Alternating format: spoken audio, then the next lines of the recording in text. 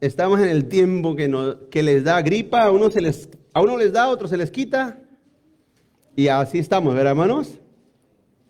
Pero qué bueno que están aquí en la casa del Señor. Vamos a continuar con nuestra serie, hermanos. La semana pasada comencé una serie, recuérdese, ¿verdad?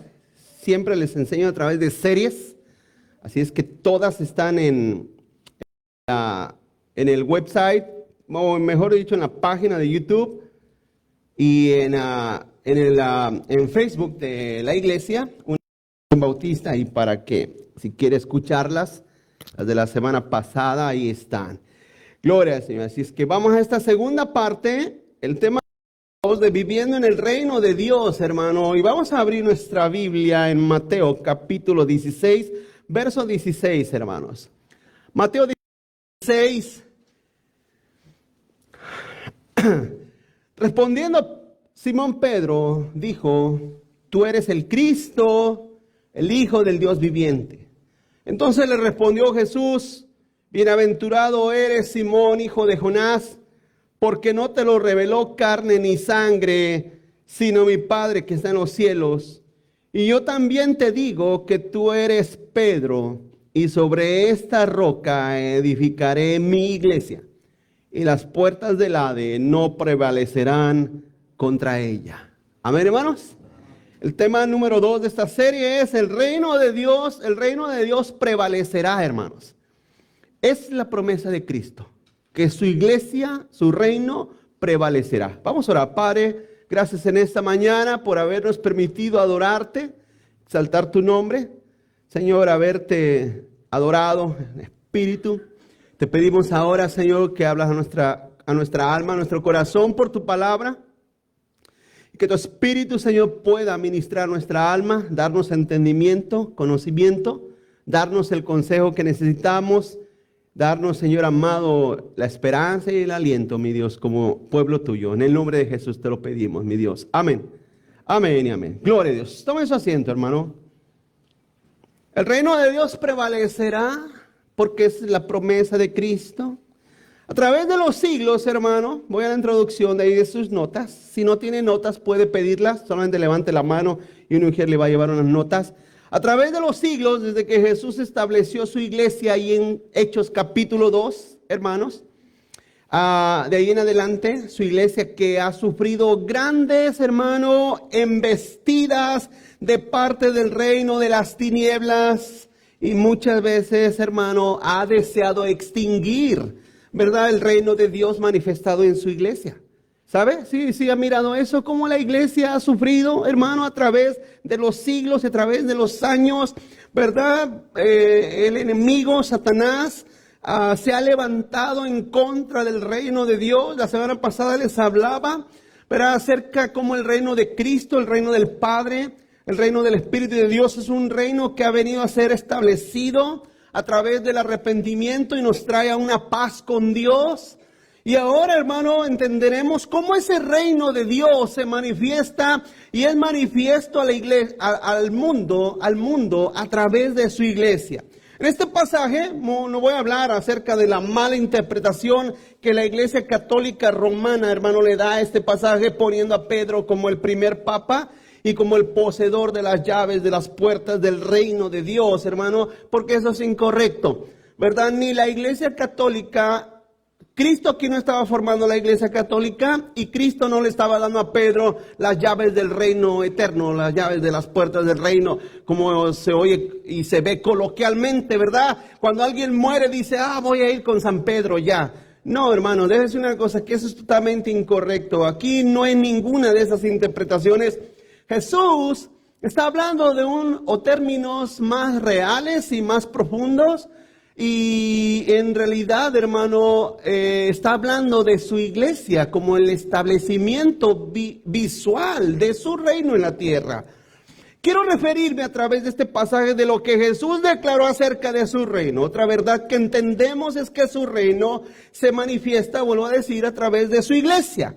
Jesús les preguntó, hermanos, ¿qué pensaban de él? Como dice ahí mismo en los versos 13 en adelante, ¿verdad? Cuando Jesús hablaba con sus discípulos, les preguntó, ¿y quién dicen que soy yo? Y ya sus discípulos empezaron a decirle, bueno, unos dicen que eres Juan, otros que eres Elías, otros que eres Jeremías o uno de los profetas. Entonces Cristo le hace una pregunta más personal a ellos y le dice, ¿y ustedes quién dicen que soy?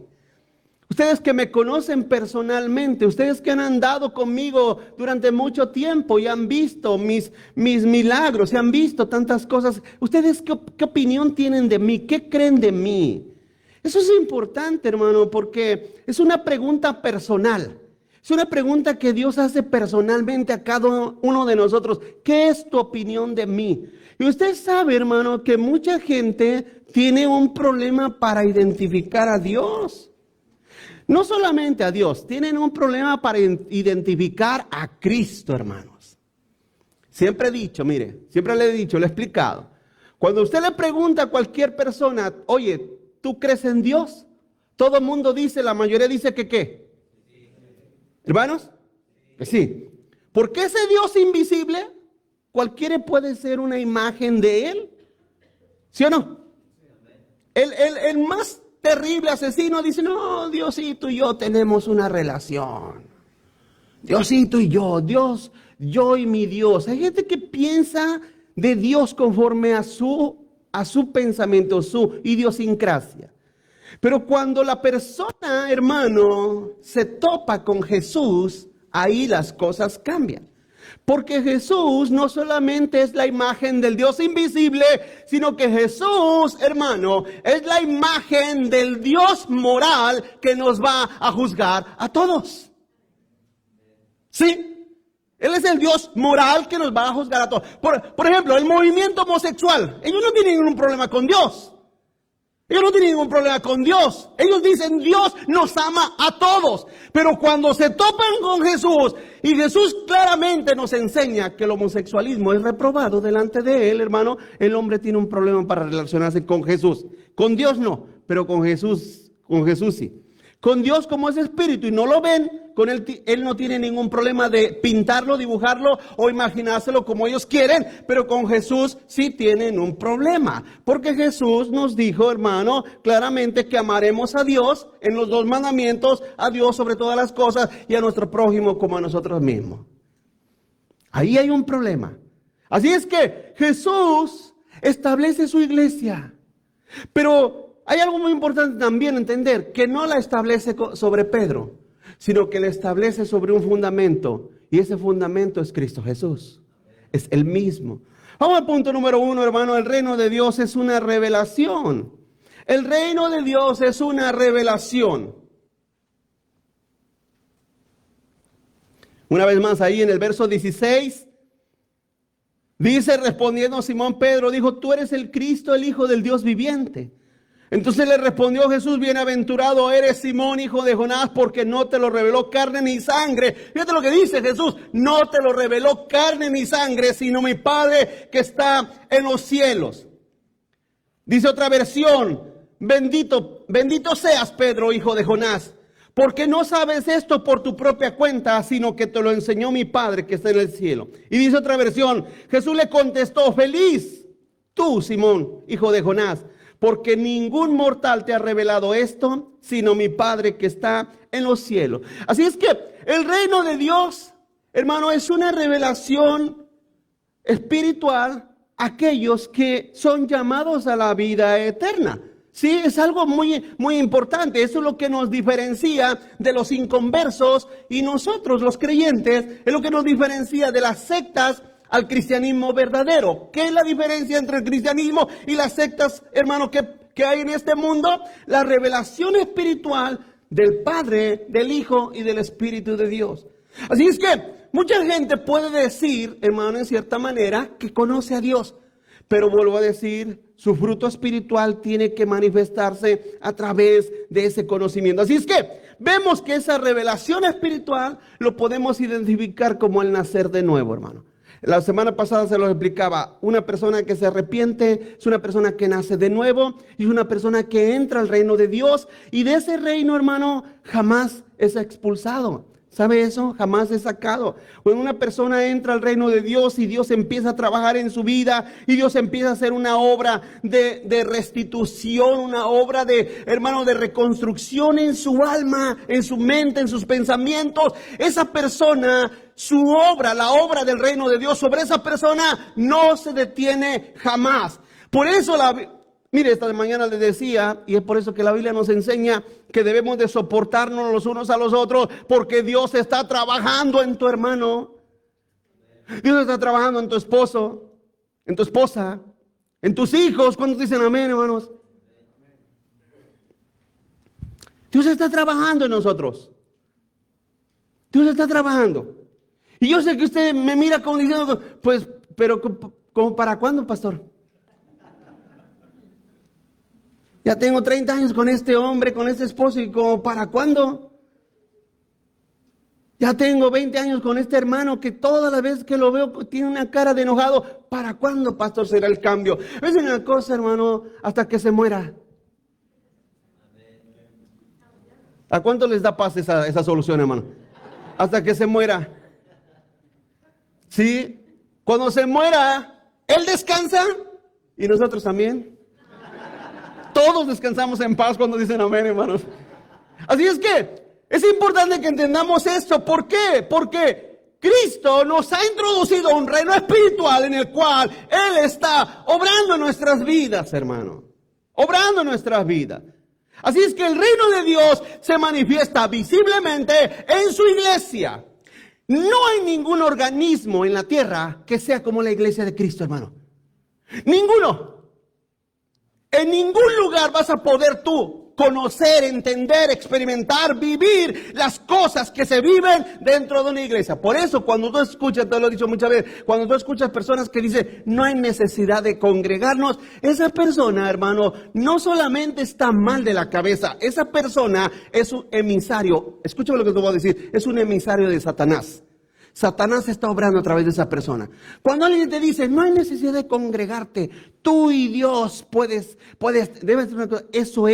Eso es, hermano, totalmente contrario a la voluntad de Cristo.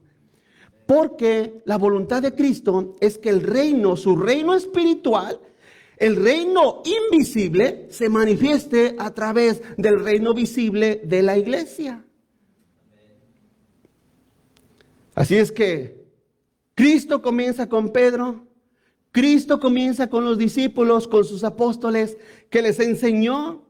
Cuando Él se fue, dijo, es necesario que yo me vaya para que venga el Espíritu y Él les recordará todo lo que les he dicho. Porque ahora, hermanos, su reino se iba a fundamentar sobre una constitución, que es el mandamiento de Dios, que es la palabra de Dios. Se fija que la iglesia debe de regirse como, hermano, con la suma autoridad de la palabra de Dios. Los cristianos debemos de vivir siempre, hermano, bajo la autoridad y bajo la ley de la palabra de Dios, porque su reino, esa es su constitución.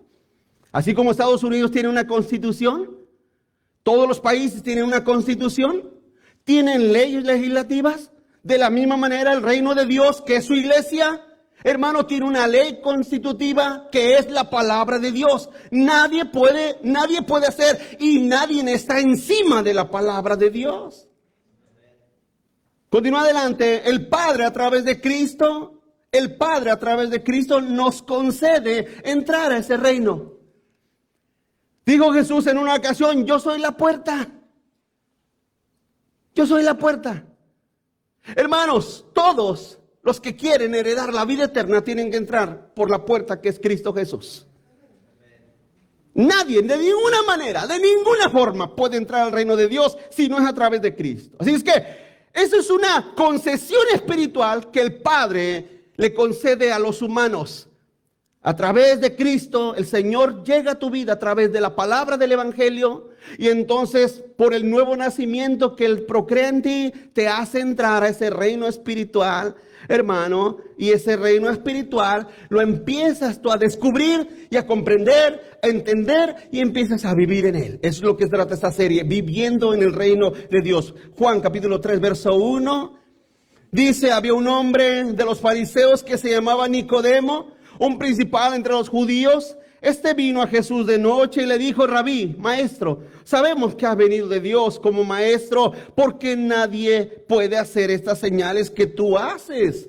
Porque lo que Jesús hacía, hermano, no era cualquier cosa, si no está Dios con él. Respondió Jesús y le dijo: de cierto te digo, de cierto te digo, que el que no naciere de nuevo, ¿qué dice, hermanos? No puede ver el reino de Dios. Fíjate cómo dice: no puede ver el reino de Dios. Aquí hay una pregunta.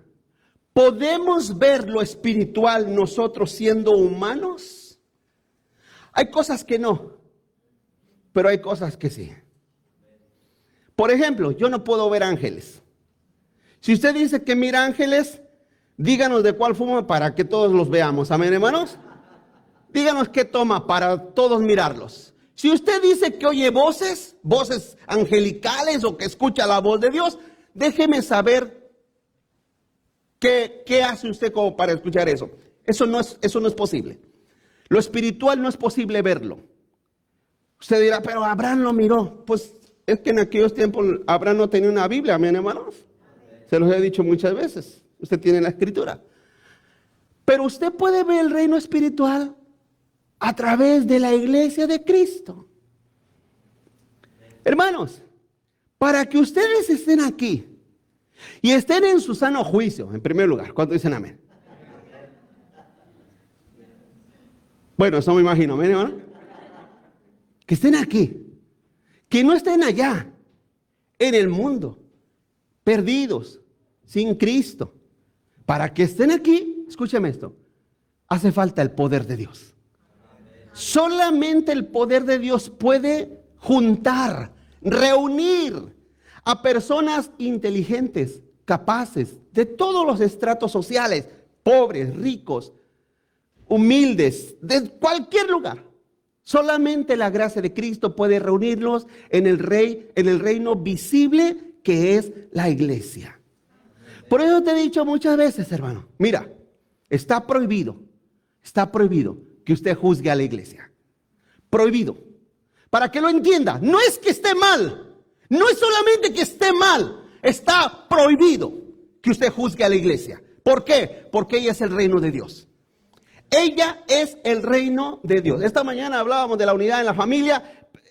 Enséñeme una familia perfecta. ¿Dónde está? Un padre, una madre, unos hijos perfectos. Enséñeme dónde hay una familia perfecta. La familia del reino de Dios también es similar, imperfecta, hermanos.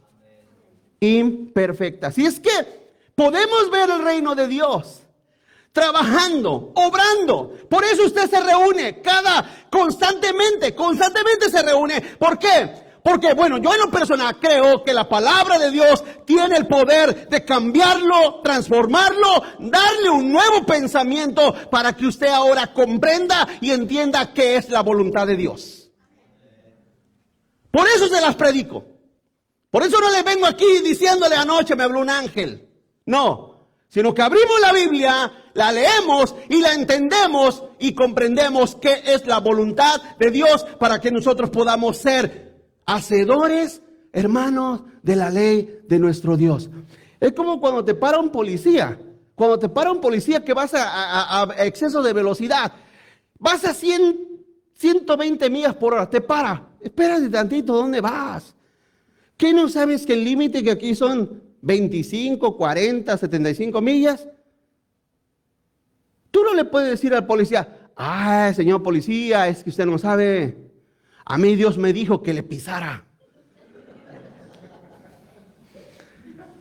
¿Sí o no el policía va a decir: sabes qué? Lo que sea. Pero hay leyes que respetar, ¿o no? Hermano, ¿usted cree que Dios hace omisión de su palabra, que es la que rige en su reino? De ninguna manera. Por eso es importante que usted la comprenda, que la escuche, aunque se aburra. Pero es importante que la lea, aunque diga: ay, porque el pastor siempre me está diciendo que lea la Biblia, para que te eduques en la ley, en la palabra de nuestro Dios. ¿Qué es lo que te rige dentro del reino de Dios? Cristo le dijo a Nicodemo, si no naces de nuevo, no vas a poder entrar ni ver el reino de Dios. No vas a poder ver el reino de Dios. No vas a poder ni verlo en esta tierra, ni entrar a la vida eterna, a ese reino de Dios. Tienes que nacer de nuevo. Y el problema hoy en día, especialmente en el siglo que vivimos, hermano, que hay muchas iglesias que están llenas de gente inconversa. Gente inconversa. Porque nosotros los cristianos, la mera verdad, nosotros los cristianos somos la mejor gente de la tierra, hermanos. Somos buenas personas. Somos gente sincera. Somos gente que nunca estamos pensando a ver qué robarte. Al contrario, estamos pensando en cómo ayudarte.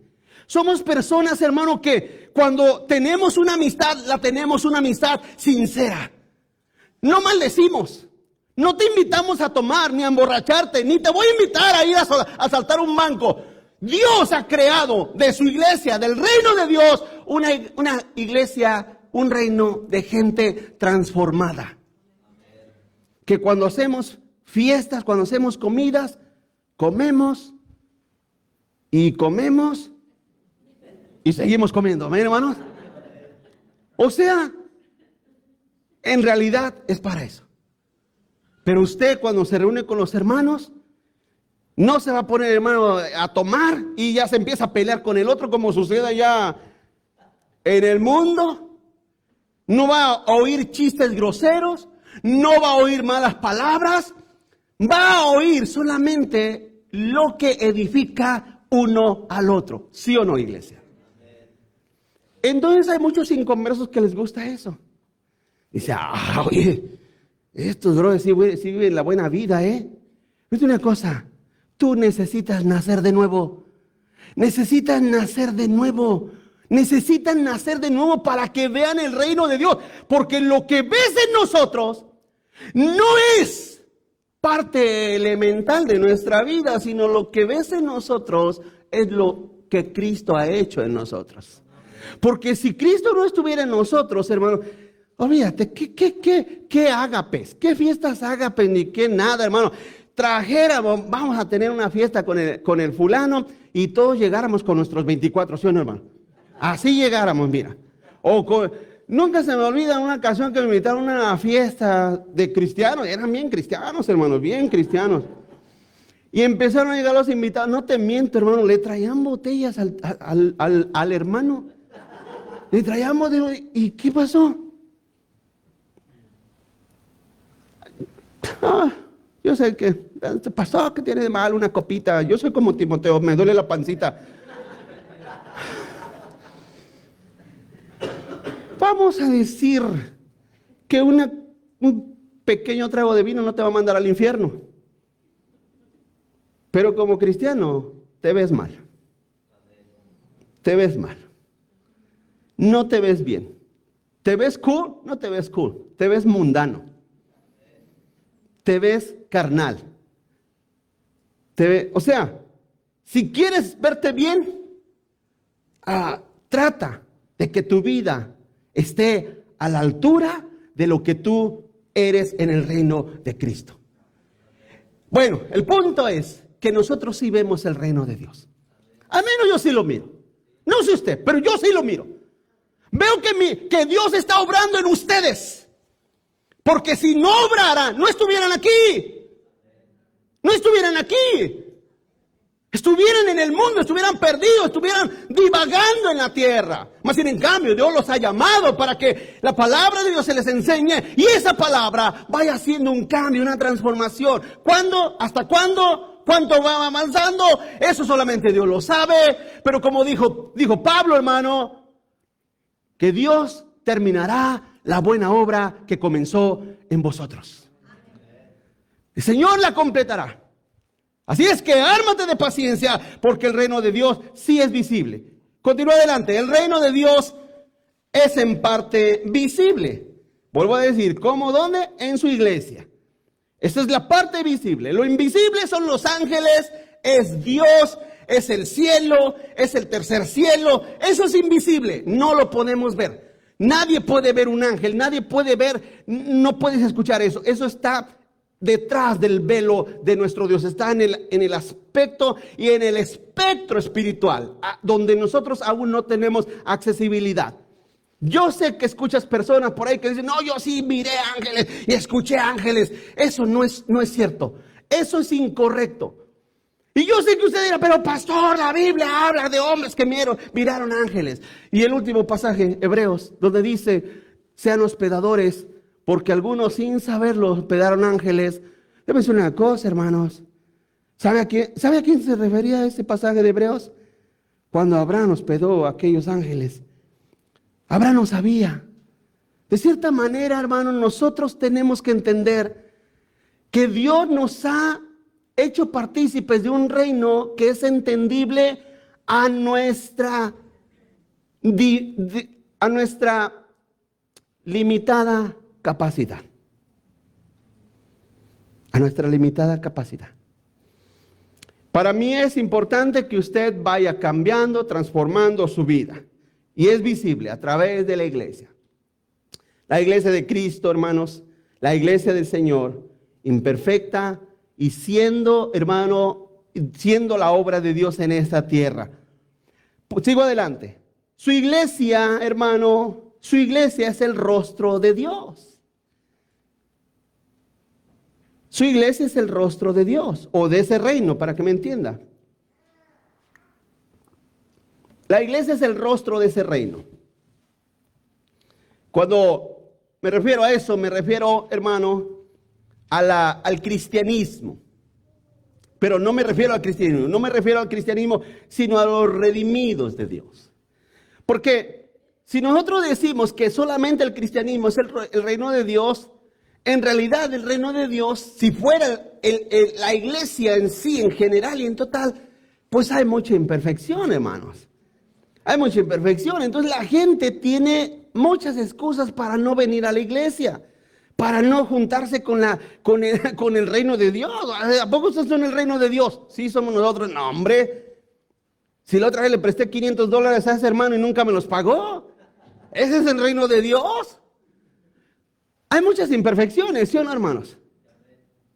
Pastores, líderes, miembros de iglesia o personas que van a las iglesias que uno dice, wow, esas personas son cristianos. Es una cosa, el reino de Dios, el rostro de ese reino está, hermano, manifestado en las personas que han sido redimidas y transformadas realmente.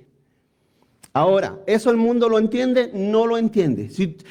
Por ejemplo, si viene un inconverso aquí, él piensa que todos somos cristianos, ¿sí o no? Hermanos, no, todos esos aleluyas son los hermanos.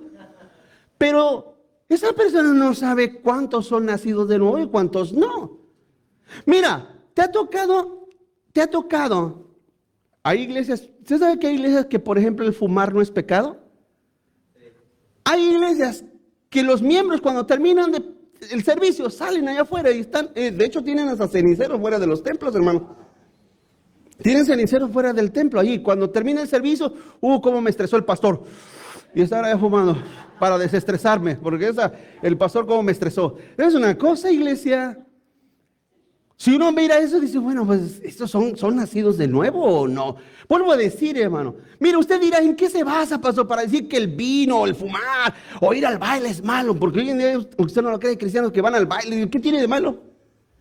Mira, la Biblia claramente dice que somos nosotros templo del Espíritu de Dios.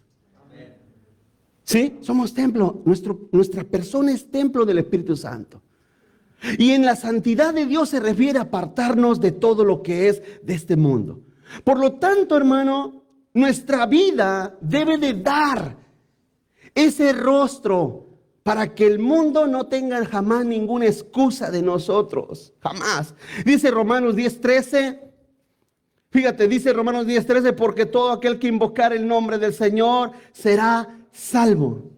Todo aquel que invocar el nombre del Señor será salvo. ¿Qué significa invocar? Bueno, eso significa, hermano, que usted toma el nombre y la autoridad de Cristo sobre su persona, hermano, y toma su vida, la sujeta a la autoridad del Señor. Y ahí está el punto esencial de eso. Usted se rinde a Cristo. ¿Qué significa arrepentimiento? Significa rendirnos a la autoridad de Cristo. Eso significa. De hecho, esta palabra invocar, viene del vocablo cuando una mujer se casa con un hombre. Por ejemplo, si la mujer se apellidaba, no sé, se apellidaba Rangel. Cuando se casa con su esposo, que en este caso conmigo, su apellido deja de ser y toma el mío. Antes, se recuerda que antes era ¿verdad? De Flores, de Díaz, de Pérez. Se recuerda que antes era así, hoy en día ya no se usa, pero antes era Patricia de Baena. Eso es lo que significa invocar. Usted ahora es un cristiano de Cristo. Eso es lo que significa. Así es que, para que usted sea salvo, usted tiene que tomar y aceptar la autoridad de Cristo sobre su vida. Ahora, cuando una mujer toma la autoridad de un esposo, la mujer básicamente deja de hacer lo que su regalada gana se le antoja. Por eso Satanás se inventó el feminismo hoy en día. Porque el feminismo es la rebeldía de la mujer hacia el hombre y al patriarcado. Ya no llaman patriarcado, por si usted no lo sabía. Todo es una composición del patriarcado. Y las que se inventan estas mujeres no están mal lo que sigue, hermano. Pero toda esa mentalidad feminista ha permeado a la iglesia. Hay muchas mujeres que dicen, sí es cierto. ¿Por qué tiene que ser un hombre pastor? Las mujeres también podemos, ¿verdad? ¿Verdad que sí, mi Dorcas? Y ahí están todas las mujeres. Sí, amén, es cierto. Arriba las mujeres. ¿No es una cosa?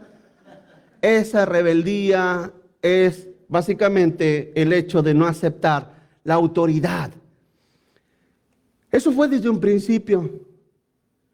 ¿Usted quiere ser salvo? ¿Quiere ver el reino de Dios? Usted necesita autoridad.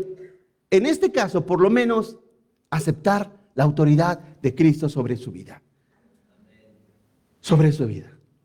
Y ya, usted ya no es usted. ¿Qué dijo Pablo? Ya no vivo yo. Hermanos, ya no vivo yo. Mas Cristo vive en mí. Así es que ahora que somos parte visible de ese reino de Dios, que es su iglesia, ya no me mando yo. Ahora Cristo gobierna mi corazón y mi vida. Él gobierna mi vida, mi constante vivir, Él lo gobierna. Eso es el reino de Dios. Continúa adelante, porque el reino de Dios y su iglesia tienen un sello, hermanos. Tienen un sello. Según Timoteo 2:19, dice, pero el fundamento de Dios está firme, teniendo este sello. Conoce el Señor a los que son suyos. Y fíjate lo que dice en el verso 19, según Timoteo 2:19. Hoy no les di el pasaje, ¿verdad, hermano? Según Timoteo 2:19 dice, apártese de iniquidad todo aquel que invoca. Es la misma palabra que usamos hace un momento. Apártese de iniquidad todo aquel que invoca el nombre de Cristo. Dios ha sellado a sus hijos su reino con su espíritu. Y ese espíritu, hermano, ahora nos conduce a vivir, hermano, de buena manera, de buena forma, en el reino de nuestro Dios. Hermano, es inevitable que en la iglesia del Señor haya problemas, haya divisiones. Pablo le dijo a los corintios, es necesario que haya división entre vosotros para saber cuál es el aprobado, cuáles son aprobados. Eso es necesario, es algo inevitable a través de la historia de la iglesia, hermanos. Pero debemos una cosa, debemos de luchar, batallar, para que nuestra vida se acomode a la voluntad de Dios y a su reino, y yo pueda apartarme de toda iniquidad posible en mi vida. ¿Por qué? Porque Cristo es el Señor de mi alma. Él es mi Señor. Esa es la realidad, porque tengo el sello de Dios. Apocalipsis 7:2 dice, Vi también otro ángel que subía de donde sale el sol y tenía el sello de Dios vivo. Y clamó a gran voz a los 4 ángeles a quienes se les había dado el poder de hacer daño a la tierra y al mar, diciendo: no hagan daño a la tierra ni al mar ni a los árboles, hasta que hayamos sellado en sus frentes a los siervos de nuestro Dios. En un tiempo futuro, hermano, este sello de redención seguirá siendo otorgado a todos aquellos que vengan al reino de Dios, antes de que la iglesia sea levantada. Pero nosotros como iglesia, hermano, tenemos ese sello. Y ¿sabes qué? Otro de los aspectos es que ese sello, que su espíritu, hermano, nos hace incorruptibles. Incorruptibles. ¿No somos tentados? Somos tentados, pero somos incorruptibles. Somos tentados, pero aún así, cualquier aspecto, hermano, de este mundo no puede corrompernos.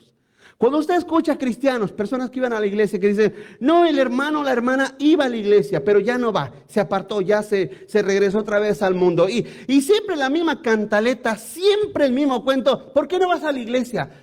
Yo iba, pero puros hipócritas. Hermanos, a mí ese cuento ya me tiene hasta aquí. Hasta aquí. Si quieren perderse, que se pierdan. Pero la iglesia no es ninguna excusa. Por eso tienes que nacer de nuevo. Porque cuando naces de nuevo te das cuenta que tus hermanos, esto le explicaba la mañana en la escuela dominical, cuando tú naces de nuevo te das cuenta que tu hermano tiene la misma batalla, la misma lucha, la misma guerra, las mismas tentaciones que tú pasas. Es injusto e hipócrita decir: ¿por qué el hermano es así? Pues la pregunta es: él es así porque yo también soy así. Él está batallando como también yo estoy batallando. ¿Me explico, hermanos? Eso es el reino de Dios. Cristo dijo: sopórtense los unos a los otros. Sopórtense. Soportados los unos a los otros. Y perdónense los unos a los otros, así como Cristo nos perdonó a nosotros, hermanos.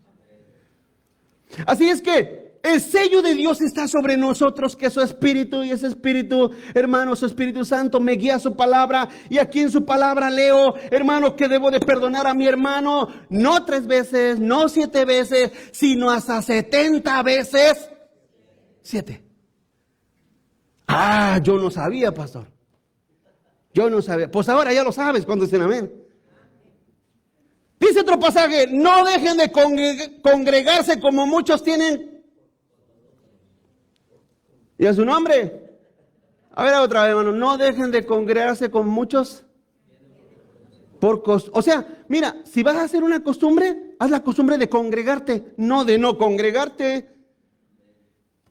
Ah, no lo sabía, pastor. Ah, no sabía eso ahí en Hebreos 10. No lo sabía. Pues ahora ya lo sabes. Amén, hermanos. Así es que vemos que ahora ese reino de Dios empieza a ser visible a nuestras vidas. Y como un día les expliqué, su reino, hermano, es práctico a través de su palabra. Práctico. Punto número 2. Punto número 2. Ningún reino prevalece como el reino de Dios, hermanos.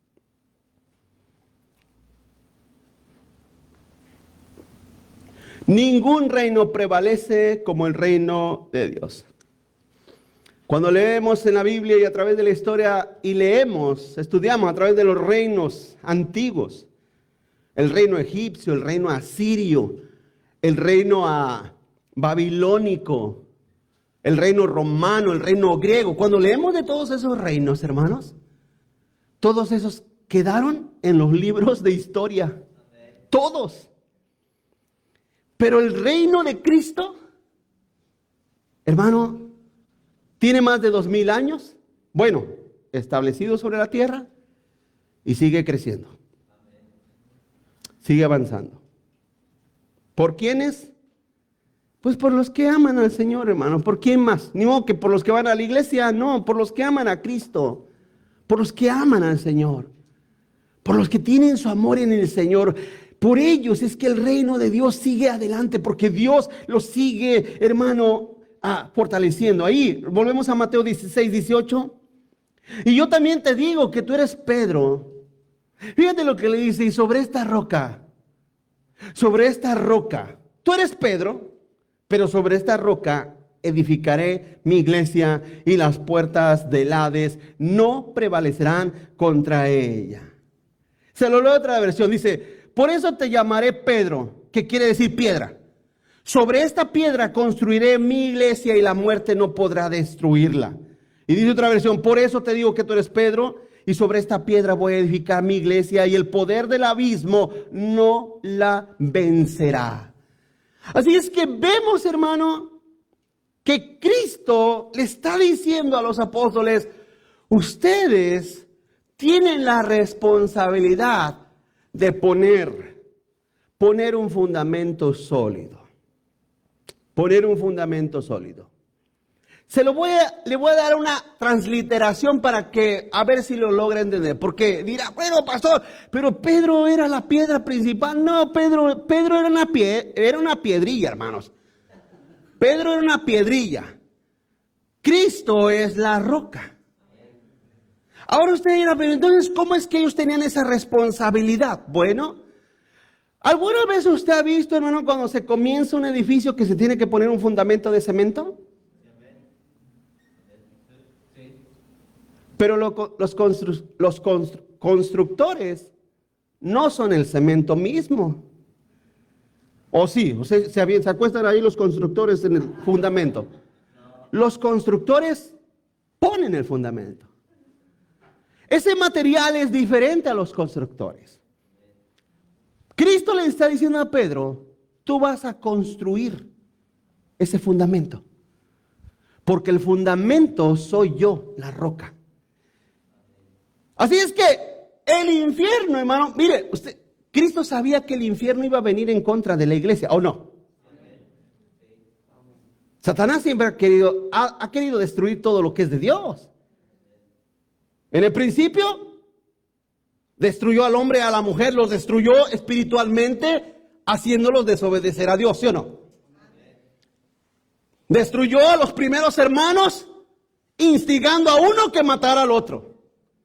Después destruyó a la humanidad en el sentido que los instigó a que pecaran y se hicieran tan malos, en los cuales Dios dijo, ¿sabes qué? Estoy cansado, mi espíritu está cansado de lidiar con esta humanidad, que su corazón solamente está inclinado hacia el mal. Los voy a destruir. Por instigación de Satanás. Y Dios mandó el diluvio y los desapareció de la tierra, a todos. A todos, toda la humanidad. Y Satanás, me imagino que sentía satisfacción. Porque en cierta manera él es malo. Dijo Jesús, él es asesino desde el principio. Instigó a muchos. A David fue y le dijo, oye, ¿por qué no cuentas a tu pueblo? y David, como era bien inteligente, dijo, oh, sí, cierto, buena idea. Ándale. Satanás siempre ha querido destruir la obra de Dios. Ha querido destruir nuestras familias. Ha destruido gobiernos. Ha destruido todo lo que él ha querido. Escúcheme. Y como Cristo sabía que Satanás iba a querer destruir la iglesia, o sea, a ustedes, a nosotros, dijo, este fundamento tiene que estar firme. Y si lo pongo sobre Pedro, hermano, el fundamento hubiera durado hasta Gálatas 2. Hasta Gálatas 2 hubiera llegado el fundamento. Mas sin en cambio, vuelvo a decir, hermano, Cristo tenía que poner un fundamento sólido y resistente. Ahí le di varios ejemplos. No sé si los decían en sus notas, pero los césares y los emperadores romanos, hermano, ¿cuánto persiguieron a la iglesia? ¿Sí o no? Acérrimamente, hermano. Por eso yo lo he dicho varias veces. Escúchenme con atención, hermano. Si la iglesia de hoy fuera la iglesia del primer siglo, hermano, de una patada la arrasan. ¿Cuántos de nosotros hubiésemos sobrevivido en el primer siglo? Así, como estamos acostumbraditos hoy. Bien delicaditos, bien creíditos. Oh, no, ¿sabes qué? No me gusta este templo. Vamos al otro, ¿ves? Imagínate. Ay, no me gusta el color de las sillas, ¿ves? Vamos a otro que está más cómodo. Ustedes saben, les decía la otra vez que hay iglesias que les están poniendo ya sillas de reclinación, hermano, con su posadera para la soda. Así están. Tienen tanto dinero que no saben qué hacer con ellas. Ay, no me gusta la dirección. Ay, no me gusta la alabanza, ¿ves? Vamos allá con allá, allá sí cantan chido. Voy a decir una cosa. ¿Cuántos de nosotros sobreviviríamos en el primer siglo? ¿Cuántos? ¿Cuántos de nosotros? La iglesia del primer siglo era pobre. Muy pobre. Pero no solamente, la pobreza era lo de menos. Porque podían comer ratas o lagartijas o víboras si había. La pobreza era lo de menos. La persecución de los césares. La persecución de los césares. Esas persecuciones del primer siglo, de los primeros 2 siglos. Después de ahí, ese movimiento que fundamentó Cristo cayó en manos de Roma. E instituyó del siglo II hasta el siglo XV, instituyó la Iglesia Católica Romana, hermanos. ¿Y saben cómo se le llama esa era? A ese tiempo, ¿sabes cómo se le llama? Oscurantismo. Oscurantismo, hermano. Por ejemplo, los perseguidores Hitler, Stalin, Mussolini, personas que odiaron el cristianismo, odiaron a los judíos. Hitler en 4 o 5 años que duró la guerra, 4 años que duró la guerra, en esos 4 años mató más de 6 millones de judíos. No solamente judíos, todos los que tuvieran cierto que ver con él les llamaba razas inferiores. Los exterminó, los mató. El levantamiento de miles de sectas en el mundo y del falso cristianismo en América del Norte, hermanos.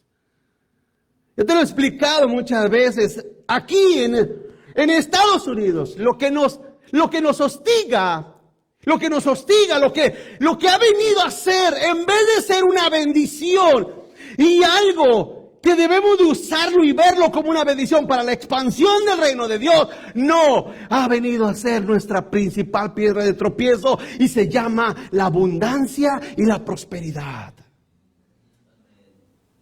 Aquí no pasamos hambre. Nadie nos persigue. Nadie. ¿Quién te persigue? El único que, ya te lo he dicho, el único que te persigue es el banco con las deudas que te echaste. Es lo único que te persigue. No hay quien te persiga. Vivimos una vida cómoda, ¿o no? No solamente tenemos, ¿te acuerdas de nuestros pueblos, hermano? ¿Verdad? No tenemos nada. Llegamos acá. No solamente tenemos un carro. Tenemos 2. Y si podemos, 3. Decía una persona, conocí a una persona hace años. Yo no sé por qué, pero él un día me dijo, pastor, le quiero enseñar algo. A ver, me enseñó su cuenta de banco, hermanos. Yo cuando le digo, ay, chiquitito, pues, ¿qué vendes? No se crean, no le dije eso. Le dije, ay, oye, pues, qué tremendo. ¿Dios te ha bendecido? Sí. Dice, pero cuando mi cuenta empieza a bajar de ese número para abajo, dice, me empiezo a preocupar, pastor. Hermano, eran más de $100,000. Y él dice que cuando su cuenta empezaba a bajar de esos 100,000, se empezaba a angustiar. Le dije, no, pues, estás frito, amigo mío. Qué mal estamos en este país con tanta abundancia. Te lo dije hace poco. Satanás miró que cuanto más nos perseguía, manos reunimos a la iglesia, ¿sí o no, hermano? No sucede un templo, no golpeen unos aviones las torres porque venimos todos a la iglesia. Todas las iglesias llenan, ¿verdad, hermano? Pero Satanás dijo, no, algo estoy haciendo mal. Algo estoy haciendo mal. Esto, entre más los persigo, más se aman. Llega la hermana chille, chille.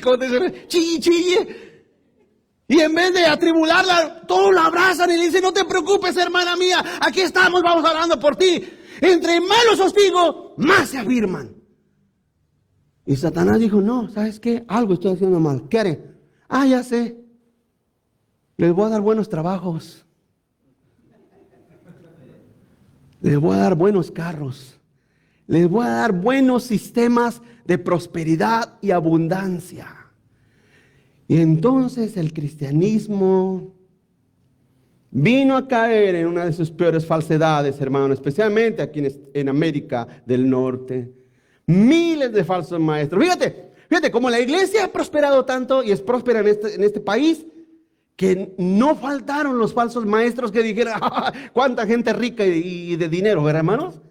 Pero deja los ricos y los de dinero, ignorantes, que no leen la Biblia. ¿Cuántos están dispuestos a pactar este año su semilla de fe? ¿Sí o no? Este año es tu año de abundancia. Este año es tu año de prosperidad. Este año es tu año este es tu año de arrebatamiento, te dicen ellos. Y entonces, como la gente está bien ignorante de la palabra de Dios, ¿cuánto cuesta, pastor? ¿Cuánto cuesta, profeta? ¿Cuánto cuesta? Bueno, el punto es que todos esos falsos maestros es Satanás tratando de confundir al reino de Dios. Tratando de confundir al reino de Dios. Continúa adelante. El reino de Dios no está fundado sobre Pedro, sino sobre Cristo. Te decía, hermano. ¿te imaginas que hubiera estado sobre Pedro? Ese reino hubiera desaparecido inmediatamente, hermano. Pedro era una persona todavía que necesitaba al Señor trabajar en su vida. Continúa adelante, el reino de Cristo es invencible. El reino de Cristo es invencible, hermanos. No va a desaparecer. Sí, Pedro era una de esas piedras, pero Jesús es la roca. Primera de Corintios 10:1 dice, porque no quiero, hermanos, que ignoren que nuestros padres todos estuvieron bajo la nube y todos pasaron el mar y todos en Moisés fueron bautizados en la nube y en el mar. Todos comieron el mismo alimento espiritual y todos bebieron la misma bebida espiritual, porque bebían de la roca espiritual que los seguía. ¿Y la roca era quién? Y Cristo le dice a Pedro, sobre esta roca edificaré mi iglesia.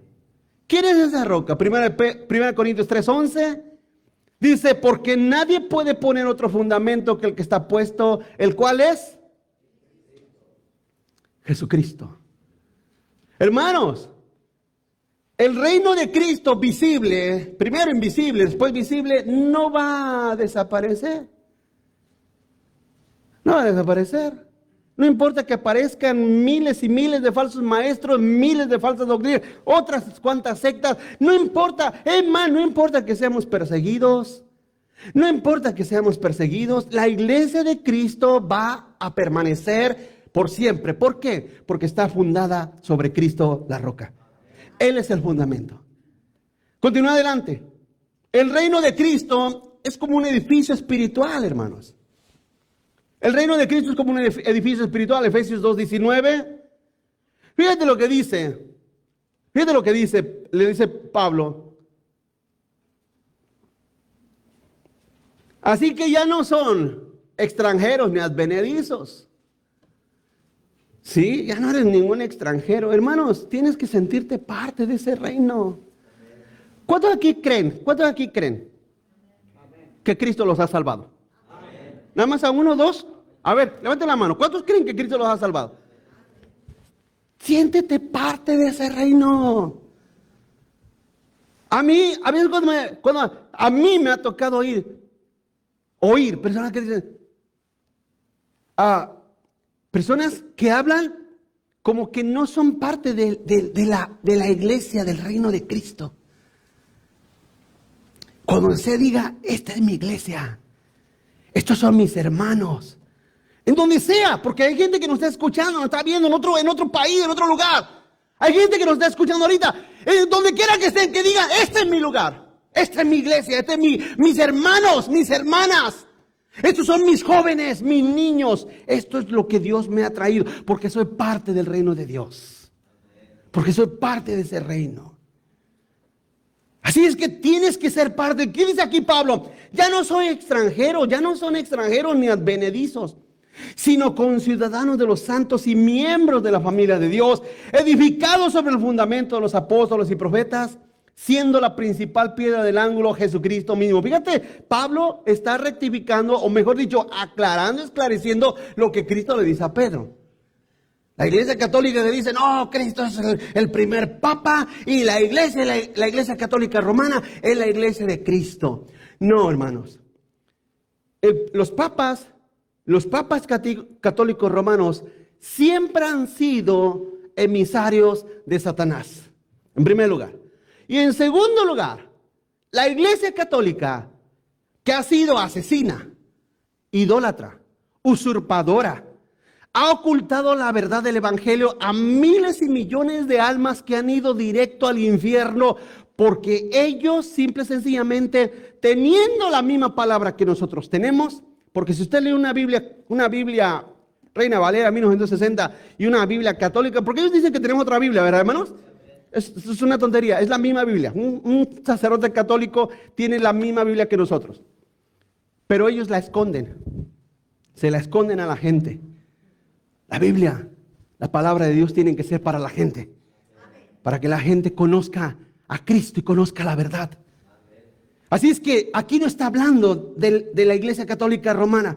Dice en el 21, y dice, en quien todo el edificio.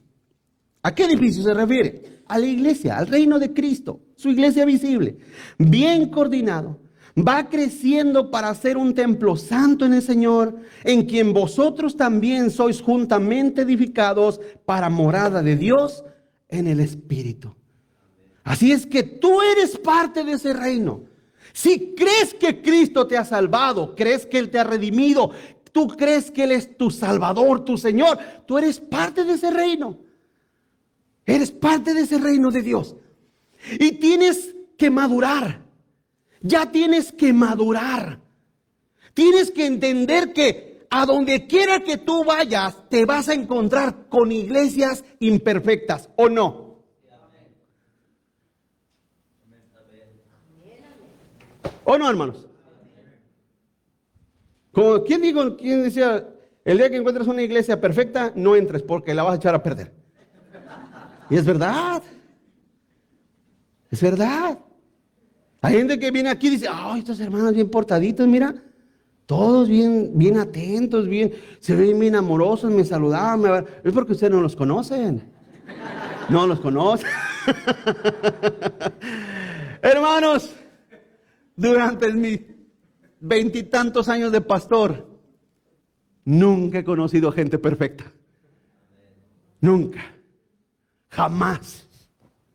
Hay gente que pretende ser perfecta, pero no lo son. Todos somos imperfectos. Pero mi madurez en el Señor me da a entender que ahora soy parte de ese edificio. Mira, vuelvo a leerte en el verso 21, en quien todo el edificio bien coordinado va, ¿qué, hermanos? Dígalo, ¿va qué? Creciendo. Va creciendo. Porque tu vida debe ser de crecimiento, no de estancamiento, ni de retroceso, sino de crecimiento. Porque estás fundado sobre la roca que es Cristo. Continúa adelante. El reino de Dios y su Hijo permanecerá para siempre, eternamente. Permanecerá eternamente, hermanos. Cristo ya nos dio el final de la película. Sí, ya nos dio el final de la película. Yo sé que a veces no nos gusta, pero es la verdad. Es como cuando tú estás viendo una película y alguien llega y te dice, oh, mira esa película, trata de esto y termina así. ¿Cómo? ¿Verdad que sí? Como que ya la quería mirar, gracias por decírmela. Pues si usted se pregunta, bueno, pastor, ¿y cómo va a terminar todo esto? Pues le voy a echar a perder sus expectativas, amén, hermanos. En Cristo todo va a terminar bien. El único que al final va a perder va a ser Satanás. Y este mundo, hermanos. A este mundo ya es. está peor que el Titanic, hermanos. Está peor que el Titanic. El Titanic tiene un agujero nada más. Este tiene como 20 agujeros. Este mundo va en picada. El Titanic se quebró. ¿Sí sabe la historia que se quebró? No, ese está hecho pedazos. El mundo está hecho pedazos. Pero también nosotros tenemos que ser misericordiosos. Ser compasivos. Y decir, ¿sabes qué? Ven a Cristo. Ven a Cristo. Amén. Ven a Cristo. Ven, acércate a Cristo. Porque el final ya se nos fue revelado. Ya se nos fue dicho. Apocalipsis 11:15. Apocalipsis 11:15 dice, y el séptimo ángel tocó la trompeta y hubo grandes voces en el cielo que decían, los reinos del mundo han venido a ser de nuestro Señor y de su Cristo. Él reinará por los siglos de los siglos. Y los 24 ancianos que estaban sentados delante de Dios en sus tronos se postraron sobre sus rostros y adoraron a Dios, diciendo, te damos gracias, Señor Dios Todopoderoso, el que eres y que eras y que has de venir, porque has tomado tu gran poder y has reinado. Hermanos, Cristo reina espiritualmente, Cristo reina sobre sus redimidos y Cristo reinará por la eternidad. ¿Qué mejor final que ese, hermanos? Si es así, ¿por qué afanarnos? ¿Por qué estar atemorizados? Te he dicho muchas veces, hay personas, no sé usted, y espero que nunca, pero hay personas que dicen, no, la salvación sí se pierde. Imagínate, hermano. Cuando Dios ya te está diciendo al final y todavía hay personas que dicen, no, es que sí se pierde. Vamos a sentarnos, amén. No vamos a ser tan dogmáticos, pero vamos a sentarnos y te voy a explicar por qué la salvación no se pierde. Bueno, ¿quieren oír mi argumento estrella? ¿Sí quieren oírlo, hermano? ¿O ya nos vamos? Yo tengo todavía 5 minutos más. Mira, para que te lo aprendas. ¿Por qué la salvación no se pierde? ¿Por qué la salvación es 100% segura? Este es el argumento que a mi punto de vista, y no creo que lo leí con MacArthur ni con Sproul, no. El Señor a mí me lo dio personalmente, lo entendí así. Yo soy salvo por Cristo. Dígame si está de acuerdo. Soy salvo por Cristo. Soy salvo por los méritos de Cristo. ¿Sí o no? Soy salvo por el sacrificio y la justicia de Cristo. Por nada mío, ¿verdad que sí? Entonces, para yo perder la salvación, el Padre tendría que rechazar al Hijo, porque lo que se presenta delante del Padre son los méritos de Cristo y no los míos. Así es que por cuanto jamás el Padre rechazará al Hijo, y yo me cobijo bajo los méritos de Cristo, por eso es que la salvación de los hijos de Dios es 100% segura.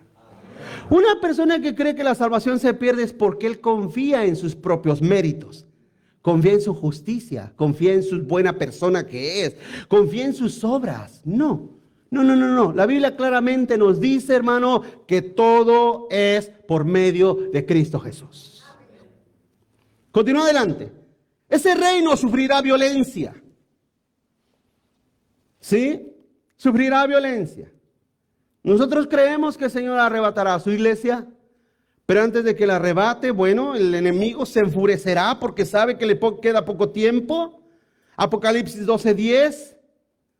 Ese reino sufrirá violencia, pero prevalecerá. Apocalipsis 12:10. Entonces oí una gran voz del cielo que decía, ahora ha venido la salvación, el poder y el reino de nuestro Dios y la autoridad de su Cristo, porque ha sido lanzado fuera el acusador de nuestros hermanos. Sí. Así es que cuando alguien te acusa, en realidad no es de Dios. No es de Dios. El acusador de nuestros hermanos, el que los acusaba delante de nuestro Dios día y noche. O sea, Satanás todos los días va, mira cómo se porta. Mira, Señor, mira lo que está haciendo. Todos los días nos acusa el diablo. ¿Están aquí conmigo, hermano? Todos los días, hermano. Imagínate, todos los días Satanás está acosándote. Ese es su trabajo. Y si el diablo me acusa todos los días delante, es inaudito que tú todavía me acuses. Si el diablo me acusa todos los días, no le ayudes. ¿Está aquí conmigo, hermanos? No le ayudes. Por eso la Biblia nos enseña que nos debemos de animarnos. Mira, ponle pausa, abre a Hebreos. Abre su Biblia, Hebreos 10. Ese pasaje que les gusta mucho, hermanos. 10, 25. No dejando de congregarse como algunos tienen por costumbre, sino... ¿Qué significa exhortarse? Animarse, aliéntense. Tanto más cuando veis que aquel día se acerca. ¿Sí? El que te acuse es Satanás. Tú no tienes, yo no tengo ningún derecho. Mi deber es exhortarlos. Hermanos, no se dejen de congregar. Hermanos, no dejen de orar, no dejen de estudiar la palabra de Dios. Los exhorto. Pero no los puedo acusar. No los puedo acusar de algo, hermano, que no me corresponde a mí. Porque tenemos a nuestro enemigo que nos acusa todos los días. Volvemos a Apocalipsis. Dice en el verso 11, y ellos le han vencido. Ellos le han vencido por medio de la sangre del Cordero y de la palabra del testimonio de ellos. Y fíjate lo que dice, y menospreciaron sus vidas hasta la muerte. Hago una pregunta un poquito más incisiva. ¿Estás dispuesto tú a dar tu vida por Cristo? ¿Estarías dispuesto a dar tu vida por Cristo? Eso respóndeselo al Señor. Respóndeselo a Él. Porque Pedro también dijo, Señor, si es posible contigo ir hasta la muerte. ¿Verdad que sí, hermanos? Y se dio la vuelta y ya lo estaba negando 3 veces. Ese Pedro era tremendo, ¿verdad? Pero bueno, en realidad todos somos ese Pedro, hermano. No digas que no. No, pastor, cuente conmigo. ¿Cuándo? ¿El viernes? ¿A qué horas? A las 6. Ahí estaré, pastor. ¿Para qué? Para evangelizar. Cuente conmigo, ¿sí o no? Y allá estamos. ¿Y dónde están los que dicen aleluya? Ay, Señor, perdónanos. Perdónanos. Pero ellos han vencido. Un día venceremos, hermanos. Porque el reino de Dios permanecerá para siempre. Concluyo. El reino de Dios es espiritual y solo accedemos a Él por medio del nuevo nacimiento y de la revelación de la nueva vida en Cristo. Así como Nicodemo, hermanos, solo naciendo de nuevo podemos ser parte del reino de Dios. Ese reino no está fundado sobre hombres ni sobre Pedro, sino en Jesús, la roca y el fundamento eterno, donde ni aún ni el Hades ni el infierno jamás prevalecerán contra el reino de Cristo. Muchos reinos han surgido con fuerza, poder y majestad. De hecho, Estados Unidos es un reino, hermanos, poderoso. Vivimos en un país temible, iglesia. ¿Ha leído la historia de los imperios babilónicos, romanos, griegos? ¿Lo ha leído, hermano? ¿Ha leído, por ejemplo, Grecia, el imperio griego que, hermano, helenizó a todo el mundo conocido, hermanos? Todo el mundo conocido caían bajo las espadas y las lanzas de Alejandro Magno. Caían. Nada más de saber que venía el imperio griego, hermano, tiraban las armas y decían, ¿sabes qué? Nos rendimos. ¿Ves una cosa? Estados Unidos es similar a ese imperio griego. Hay naciones que le tienen temor. Pero este imperio, estos imperios, también van a caer, hermanos. El único imperio que reinará por siempre es al cual usted espiritualmente pertenece, que es el imperio de Cristo. Porque un día todo pasará a ser gobernado por nuestro Señor y nuestro Salvador Jesucristo, hermano. Lo invito a que se pongan de pie, hermanos. Pónganse de pie conmigo.